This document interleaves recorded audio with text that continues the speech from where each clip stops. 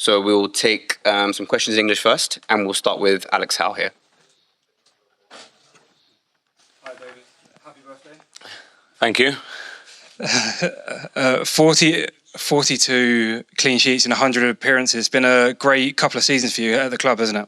Yeah, of course. I think it was just maybe 2 years ago that I made my debut against Everton, and from there it's just been incredible, you know, being part of this football club and having that record as well, and 100 games with 42 clean sheets is incredible. But that just goes to the credit to the team, to the staff, that how hard we work to try and defend us the much better as possible to try and win games. Reached the semi-finals of the competition last year. What's the feeling like coming into a new campaign in the Champions League? Yeah, we did an incredible campaign last year. We were short. We lost against PSG, the current holders of the Champions League. So we want to aim higher this season, and that's what we want to do. A lot's been made of Arsenal's squad depth, a lot of signings in the summer, and there's also been a signing in your position as well with Kepa. I was just wondering what that has been like with so much quality coming into the squad.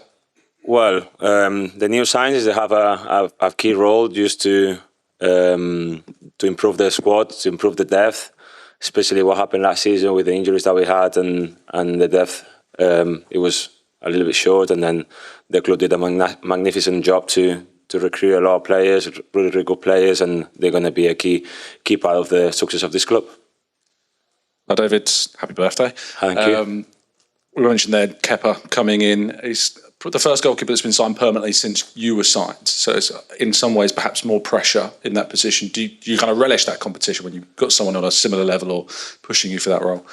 Well, we know we are Arsenal, and competition is all over the place. You always have, and you need competition to take out everything good in each player.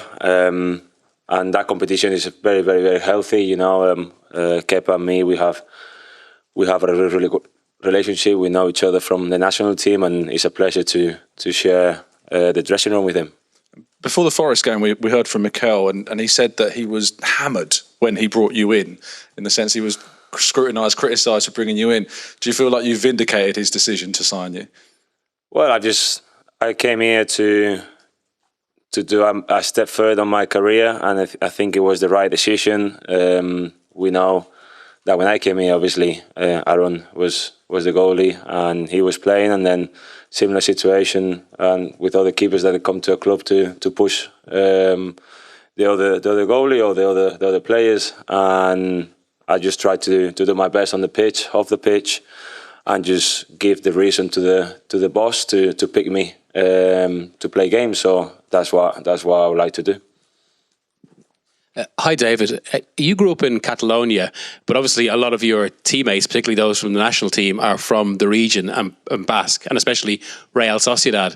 Has there been much discussion about that in the build-up to this game? And like, what are your own kind of impressions of the region's football and the rivalry? Well, obviously I have a good relationship as well with some teammates in the national team that play here as well. So they know obviously Zubimendi and Merino, they have a relation, like they played in Real Sociedad, so they had that rivalry against Athletic. So we've just been discussing people that have never been here or never heard about the place, how the fans are here and how hectic it's going to be and how noisy it's going to be. So we're looking forward to the challenge. We're looking forward to play tomorrow. Jordan? Hi, David. You talk about the depth. It's probably one of the strongest squads that you've ever been a part of, and looking around the rest of Europe, Arsenal seem to have one of the strongest squads in Europe. How much confidence can you take going into that, knowing that you have that power, not just in the starting 11, but on the bench as well, to make the difference? Oh, it's important. It's really, really important to have that depth. I think there's a lot of talking about, maybe like statistics about the finishers or the people that come from the bench that change games, and there's a lot. Like the other day, like Leo, first ball he touches, he gets an assist, so they're really, really important. No matter who plays the starting 11 is just every single player that goes into that pitch and he trains with everyone and just push each other. So it's really important to have that depth that will make the team and the club better, and that's really, really important to have. And as you said last season, you were a bit short, so you couldn't maybe rotate as much. Is that, as a team, what you've now got to learn, that you need to rotate and the manager needs to be able to rotate, and it won't necessarily be a consistent starting 11 throughout a whole season? I leave that to the boss. That's his decision. So, but I think he has a lot of quality players in each position, not just one player or two players in each one position. There's like 5 or 6 players that can play in different positions. So I leave that to the boss. And just finally, what did you learn personally from last year's Champions League campaign, getting that far and losing out in the semi-finals? That it hurts a lot losing in the semi-final. That's one thing that you learn, but obviously you get more mature. This is the 3rd year in a row that we are in the Champions League. We were in the Champions League for, I think, in 2016. I think it was the last time before this period. So we are so happy to be here. We are so happy to play this competition, and we just have to take it game by game. But it's just incredible to be here, basically.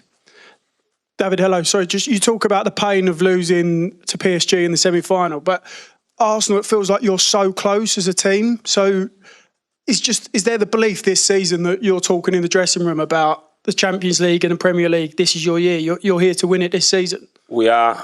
We have belief. We want to win. We are Arsenal, and we play to win. So that's not a doubt. That's what we want to do, and that's what we play football for. But right now we are in September. Is a long journey. Is a long season in the Champions League and in the Premier League. So we are just focused on the present, focus on the game tomorrow, and just go step by step.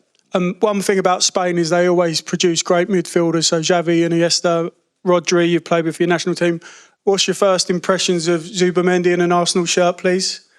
He's incredible. Obviously, I've shared dressing room in the national team, and now that he's here, he's even surprised me even more. So he's a player, very, very intelligent. He knows how to play for the team. He doesn't play for himself, and his positioning defensively and attacking is incredible. So it's a pleasure to have him.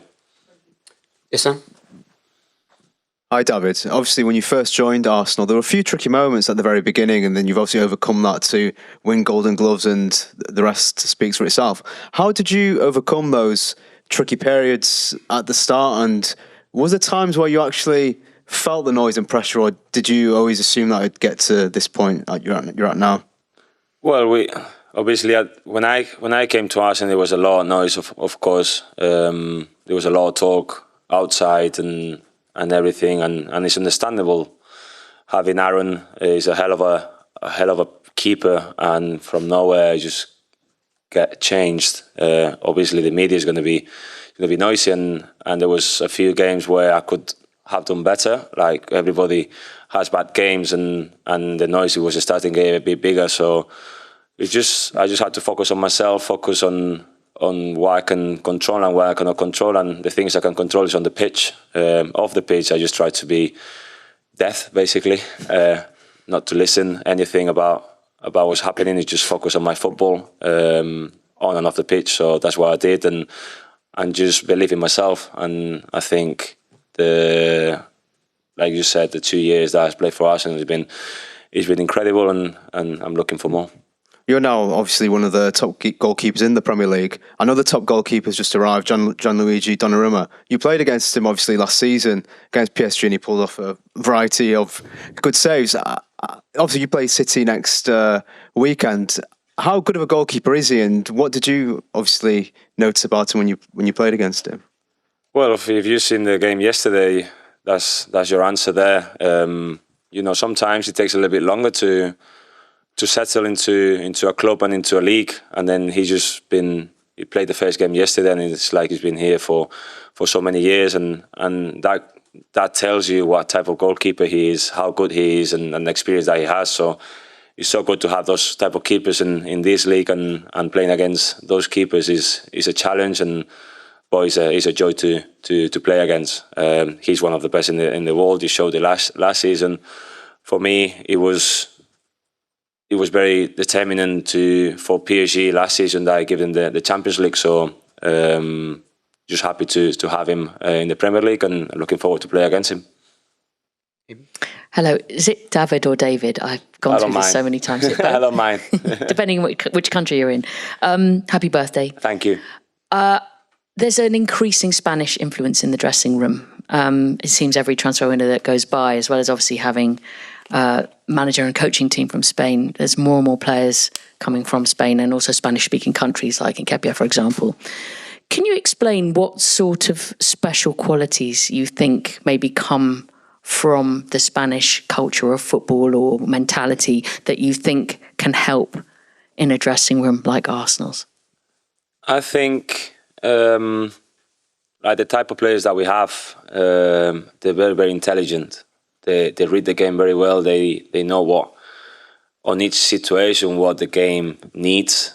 For example, Mikel Merino, he can play in so many different positions that he understands a lot the game and he tries to help the team as much as possible. Same with Zubimendi, and we know that there's been more players from Spain, especially when I arrived. I was the only one, and 2 years later we signed a few more players from Spain. But no, it's a joy to have them on board, especially they're so good on the ball and off the ball and on the pitch and off the pitch. So I think that's one of the treats that we have.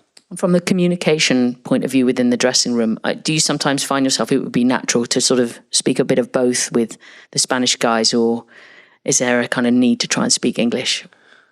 We speak whatever on the pitch, I think, whatever comes to our heads, and we have a lot of players down there, not just the Spanish boys that speak Spanish. There's a lot of players that they speak Spanish, and there's a lot of Spanish going on in training and outside, and I think it's something that for people that don't speak English, that they're learning English now, I think the adaptation is a bit quicker. So that's really, really good from the team and from the players. I think particularly with, for example, Mosquera and Hincapie, that's going to be really helpful for them in their adaptation process. Yeah, that's going to be very, very important. I think it's a key moment for them to learn English as quick as possible, but to have that assurance that it goes to the pitch without not understanding anything. So that's something that is going to be very, very important for them.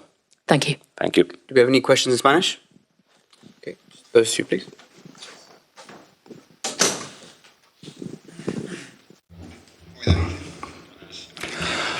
Hello, David. Happy birthday. I've just seen it's your birthday. I don't know whether, as a Spanish player, playing in the Champions League and playing in San Mames is special for you.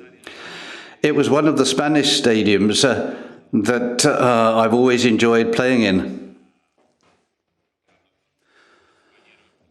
And what I talk about with my teammates, with Unai, with Nico, with Zubi, with Merino, people that have played in Spain know that it's an incredible stadium.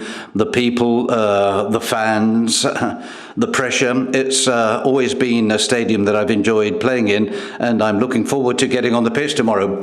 Hello, David. Again, congratulations, and I would like to ask you what the ex-Real Sociedad players have said, Zubimendi, Merino and Arteta, about what the atmosphere is going to be like tomorrow in San Mames. We know that it's going to be a very good atmosphere. We know that the fans are incredible, and there's going to be a lot of pressure from the beginning or from the time we're warming up. And that's what we're here for. We play for the fans, so I'm very much looking forward to playing tomorrow and very excited. I'm excited to be here and also to start the Champions League with this match.